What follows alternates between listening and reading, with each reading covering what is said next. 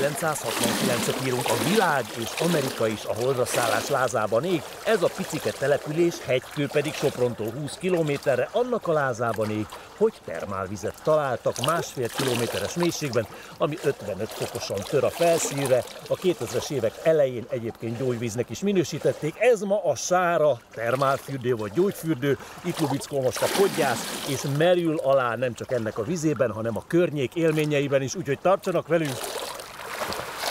A rovat együttműködő partnere a Magyar Turisztikai Ügynökség.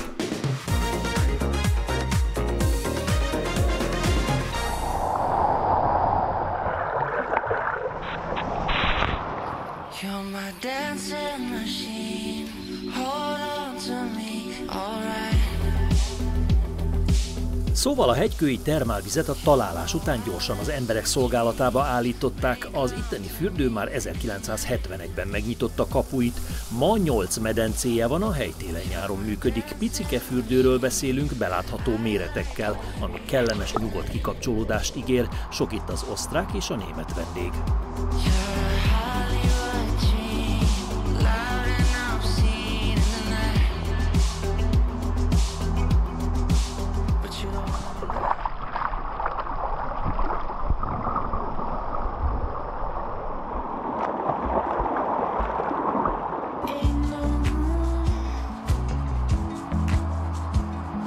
Itt az sem probléma, ha kicsit borúsabb felettünk az idő, mert a meleg gyógyvízben akkor is jó ücsörögni. Leírások szerint az oldott ásványi anyag tartalma igen magas, ami igazi ritkaság a hazai gyógyvizek között, főleg mozgásszervi megbetegedések enyhítésére, gyógyítására javasolják.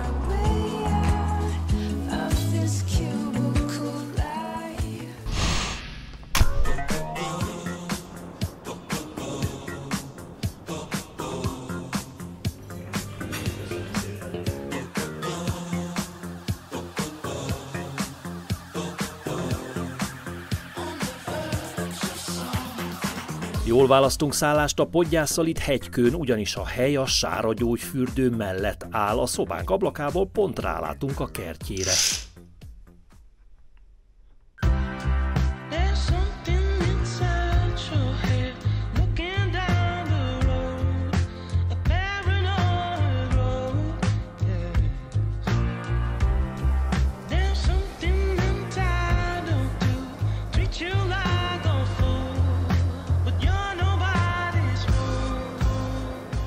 Tény, hogy eléggé beborult, viszont ez a gyönyörű tölgyfa láthatólag nagyon jól érzi magát, hát micsoda terebélyes. És egyébként arra jöttünk rá a podgyásszal, hogy szerintünk a wellness-t egy olyan ember találta fel, aki strandra akart menni, de éppen esett az eső, vagyis olyan idő lehetett, mint most nálunk éppen.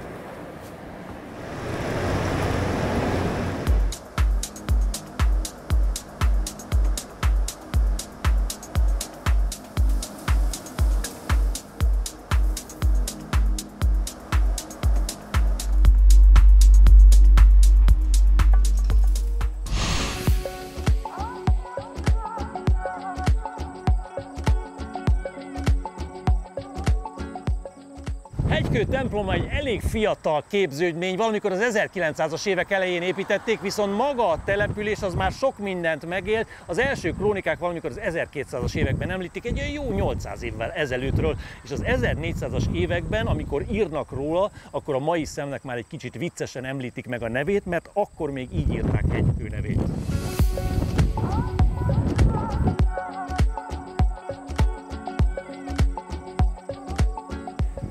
Hegykő is megélt már sok minden érdekességet a több évszázados története során. Volt például Eszterházy birtok, akik aztán később eladták Széchenyi Zsigmond özvegyének.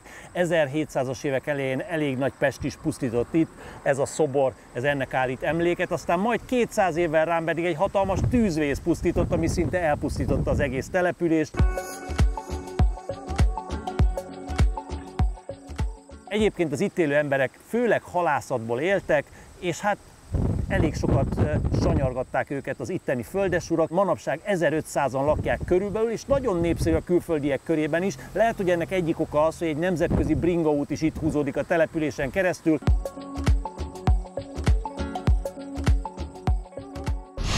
Ja, ez okháló, nem? Igen, mert ezeknek a bekötése különböző.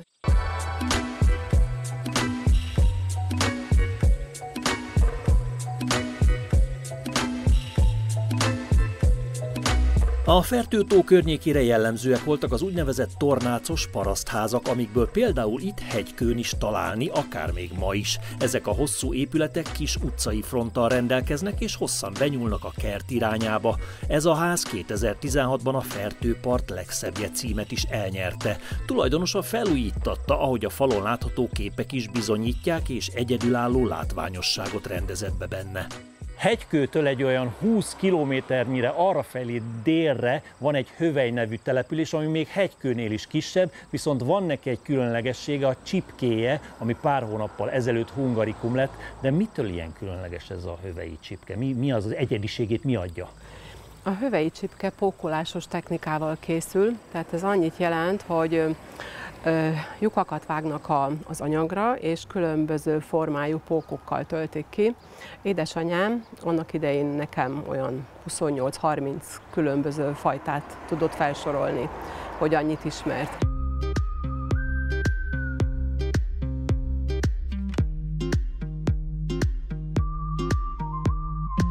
A házba az egykor erre élt emberek berendezési tárgyai is visszakerültek, mellette pedig ott a varott csipke minden mennyiségben. A pókos minta a pókhálót jelenti, amit igen kreatívan vartak az alaptextilre, ami egyébként speciális ehhez a csipkéhez, és legtöbbször Svájcból érkezett. Hövely egy viszonylag szegényebb falu hírében állt. A földek nem adtak olyan jó minőségű árut, és így az asszonyok besegítettek a család fenntartásába is. Készítettek például kelengyét, vagy a kapuvári módosabb asszonyoknak kendőt. Tehát tulajdonképpen ez egy kereskedelmi termék volt, igen, egy áru annak volt. Idején, igen, amit azért csináltak, igen, hogy pénzhez jusson a családjuk, mondjuk. Igen.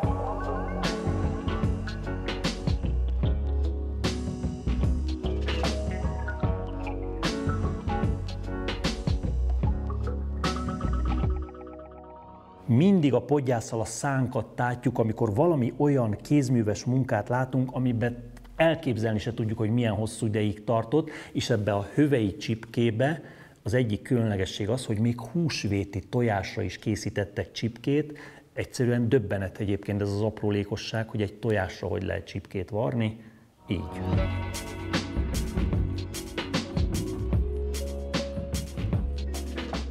Gyerekkorban már beleszülettek a csipkevarrásba, sőt, most is tanítják a fiatalabb korosztályt. Anyáról leányra szállt a tudomány rendszerint. Édesanyám már csipkevarró családba született, a nagyanyám is varta a csipkét, tehát anyukám már kora gyerekkorától ezt látta, és az ajtó háta mögött szokott titokban varni, amíg észre nem vették. Mire emlékszik? Volt olyan, amikor azt mondta az anyukája, hogy na például ezt a terítőt 2 méterszer 3 méteres, ezt egy évig készítette. Mi volt olyan termék ilyen höveyi csipkéből, ami ilyen nagyon hosszú ideig készült? Hát a leghosszabb, amit szokott emlegetni, Sztálinnak vartak még annak idején egy terítőt, de többen dolgoztak rajta a hövelyen, nem tudom pontosan 4-en vagy 6-an varták, és akkor így részletekben dolgoztak a terítőn. Az a csokoládémenta. Milyen? Csokoládémenta.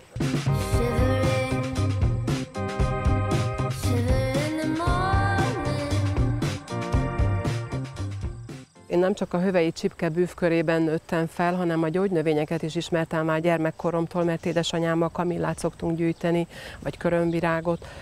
Tehát mindig is bennem volt a gyógynövények iránti szeretet, és úgy gondoltam, hogy ez a kert alkalmas lenne arra, hogy gyógynövénykertet létesítsünk. Hányféle gyógynövény van itt? Egy szemre legalább 20, nem? 33 különböző fajtánk van, hagyományos gyógynövények és különlegességeink is vannak.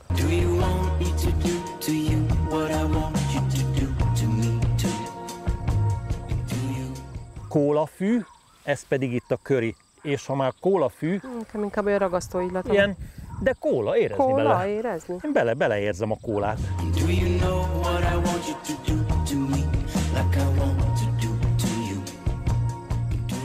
Azt írja az írás, hogy Käsekraut, ami azt jelenti, hogy sajtfű, vagy sajt... És akkor szét kell... Érezni, ugye? Tényleg milyen sajtillata van. Megdörzsöljük a levelét, itt teljesen ilyen, hát ilyen nem is tudom, de olyan, mintha tényleg a kamembernek, igen. Sajtnak a héja. Érett hegyi sajt, ezt is írják. El lehet itt bódítani a szaglóhámokat rendesen ebben a gyönyörű kertben. Az ágyások végén ott a Pajta Múzeum korabeli kerti eszközökkel telerakva, ahogy kell. Itt még az is kiderül, mire is használták annak idején a szecskavágót.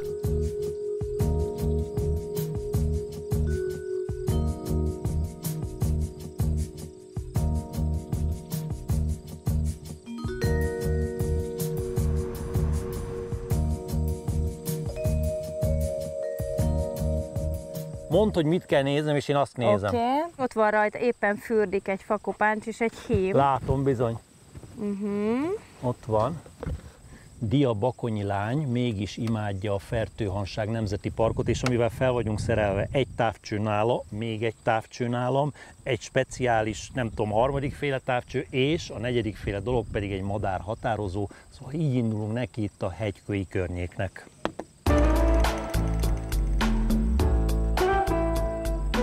Különleges túrán járunk a Fertő-tó közelében. Nem csak a környéket fedezzük fel, hanem az itt élő madárvilágot is. Dia különleges távcsöve és egy telefon segítségével a madarakat szuper közelről figyelhetjük meg. Róluk képet, videót is készíthetünk, amit haza is lehet vinni egy ilyen túrán résztvevőnek.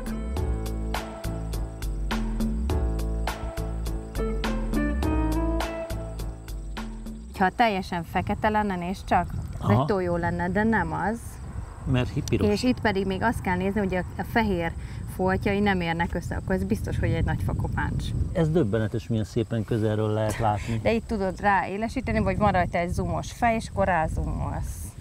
Végre eljött az a pillanat, amikor a Podgyász műsorvezetője tényleg David Attenborough-nak képzelheti magát, nem csak úgy áttételesen, mert hogy ez nagyon jó. Tövisszóró, őt keressük. Tövisszúró Gébics. Igen.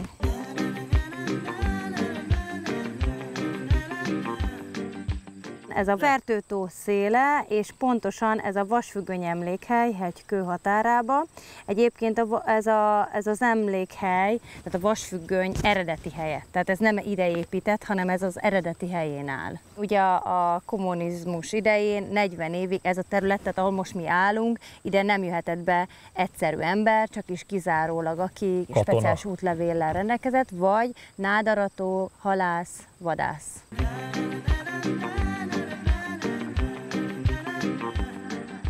Természeti turizmus felkapott ezen a vidéken. Tehát könnyen látok sok állatot? Nagyon sok állatot, igen. Igazából, amikor a vasfüggöny megszűnt, akkor a 92-ben azonnal nemzeti parkká vált. A több évtizedes ember előli elzártságot a természet nagyon élvezte, kivirult errefelé az élővilág. Ennek köszönhetően manapság a Fertő-táj határokon átívelő, eddig sosem látott kalandokat kínál az ide látogató kíváncsiaknak.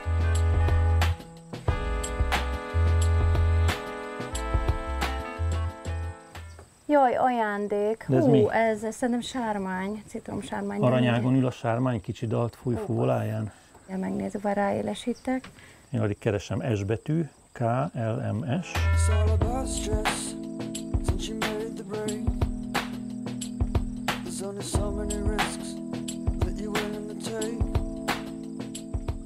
Ez nem egy állatkert, tehát ez maga a természet. Tehát, hogy amikor megjönnek a vendégeim, nekik is le kell lassulni. Tehát nem egyszerre találkoznak az állattal, hanem rá kell hangolódni.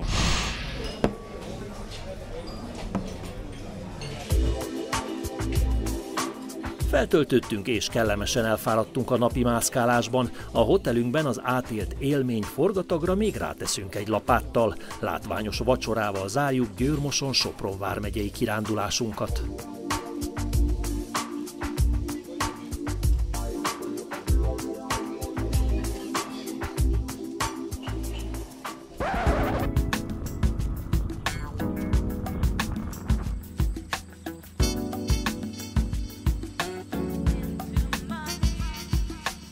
Sopron kb. Fél óra autózásra van Hegykőtől, szeretünk ide a városba jönni a Podgyásszal, tekeregni a szűk utcákon a régi házak között. Ezúttal a Tűztoronynál járunk a múzeumnegyedben, itt nézzük meg a város egyik újdonságát. Soproni főtér egyik legszebb lakóháza, ezt tábornokháznak hívták, de valóban lakóház volt, tehát az első traktusában lakások voltak, a hátsó részében pedig múzeumi raktárak, itt pedig volt egy szabadon lévő udvar, és akkor ezt az udvart fették be most ezzel a acélszerkezettel, meg üveggel, ahova be tudnak jönni a látogatók, és ahol látjátok, tudunk velük beszélgetni, meg tudnak ismerkedni a kínálatunkkal, meg nem csak a miénkkel, hanem úgy általában a város, meg talán még a városon kívüli turisztikai kínálatokkal is.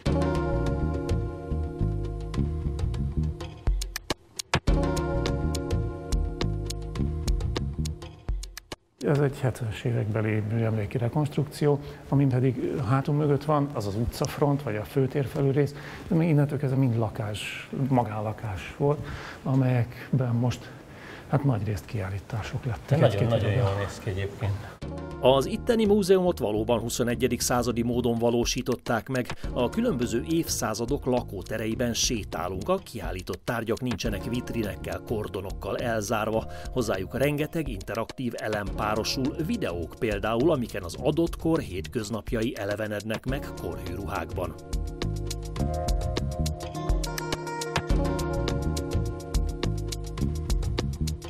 Nem tudom, hogy a podgyász nézők tudják-e, hogy az éjjeli szekrénynek mi volt az eredeti funkciója. Ez egy gyönyörű szép kis éjjeli szekrény, és ha kinyitjuk, akkor abban ott van az éjjeli edény, ami egy gyönyörű porcelánbili ebben az esetben. Ez tartotta az éjjeli szekrény.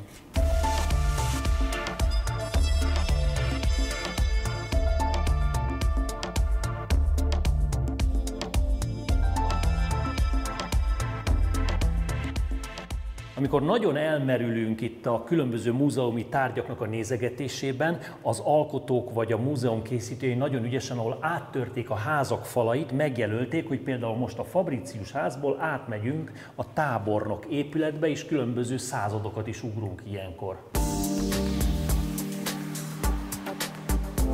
Sopron egykoron koronázó város volt, fontos szerepet játszott nemzeti ereklyénk történetében. Ennek eseményeit is szépen végigviszik az épület falain belül, csak úgy, mint Mátyás király életútját. Érdekes élmény összehasonlítani a történelmi valóságot és nagy királyunknak azt a karakterét, amit a róla mesélt történetek mutatnak nekünk.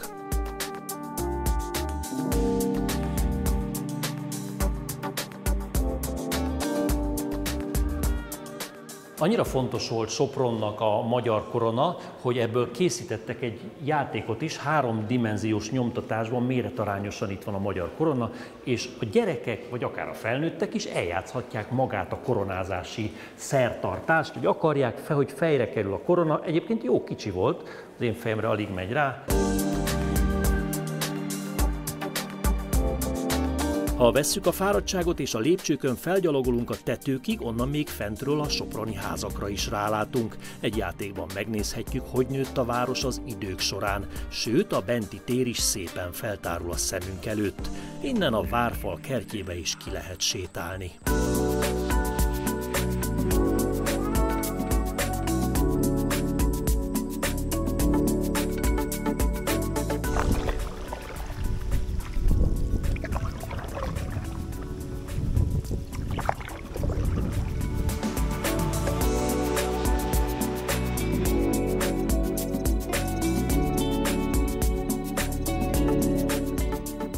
Fertőrákos és Balf között vagyunk valahol félúton, gyönyörű vidéken járunk, a hátunk mögött, a kamera háta mögött és velünk szemben éppen gyönyörű szőlőültetvények integetnek ránk, mi pedig a Fertő-tó egyik csatornájában evezünk éppen.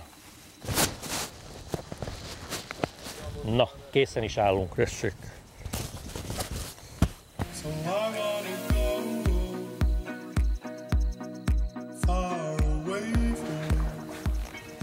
Ezek a csatornák már régen is mesterségesek voltak, a nádas friss víz ellátása céljából kotorták már jó pár évtizede. Annak idején 200 kilométernyi volt összesen, és a nádat is ezen szállították ki csónakokon. Aha. A milyenkéhez hasonló, annak idején rocsónak mondták ezeket a csónakokat. Világörökségi és természetvédelmi területen járunk, lehet itt evezni, de csak kísérővel, például a természetvédelmi őrszolgálat embereivel. Jönnek is ide diákcsapatok, családok, mert ma is sok-sok kilométeren át lehet tekeregni a Nádasban, tulajdonképpen veszélytelenül. Itt a kezdők is nyugodtan elindulhatnak, itt egy sekélyvízű tóról beszélünk, amelyben mesterséges csatornák és kis belső tavak hálózata van. A vízsodrása a mélysége nagyon kicsi, tehát biztonságos. Ugyanakkor egy olyan helyen haladhatnak, gyakorlatilag Közép-Európa legnagyobb nádasába, amelyhez hasonló, mondjuk a Duna-deltában van.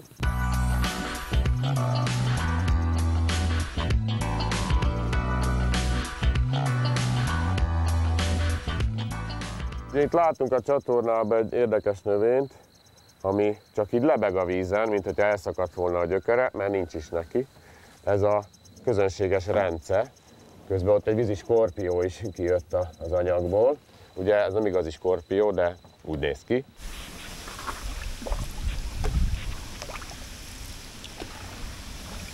A rence egy hínár növény, ami lebeg a víz színén. Nem csak ez az érdekessége, hanem az rovaremésztő. Nem tudom mennyire látni, de a kis leveleken rengeteg apró hólyag van, amelyek, ha hozzáér mondjuk egy vízi bolha, akkor beszippantja és megemészti. Ugye azért van szükség, mert ezekből a vizekből nitrogént nagyon keveset tudna felvenni, így a kis állatok testéből fedezi a nitrogén szükségletét.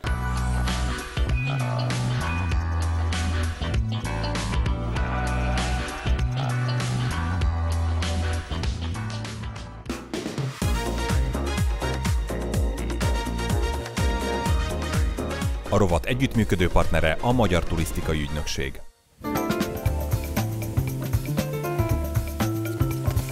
Mi még itt evezgetünk egy kicsit, de közben az adással elbúcsúzunk a Podgyász nézőktől. Jó hétvégét kívánunk mindenkinek, ezt és a régebbi adásainkat is visszanézhetik természetesen a Facebook vagy a YouTube oldalunkon, Instagram oldalunkon is. Ilyen vagy legalább ennyire tartalmas hétvégét kívánunk mindenkinek, és túrákban, felfedezésekben gazdagot. Jövünk természetesen a jövő héten is. Viszlát mindenkinek!